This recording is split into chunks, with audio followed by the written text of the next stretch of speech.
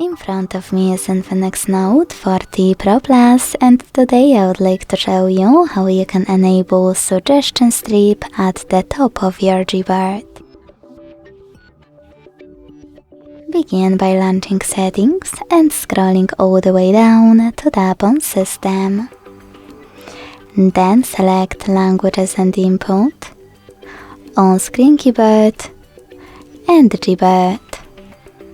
Following that, click on Text Correction and use this switcher next to Show Suggestion Strip to activate it.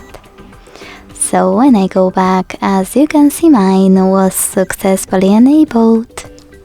Thanks so much for watching. If you enjoyed this video, leave a like, comment and subscribe. Bye!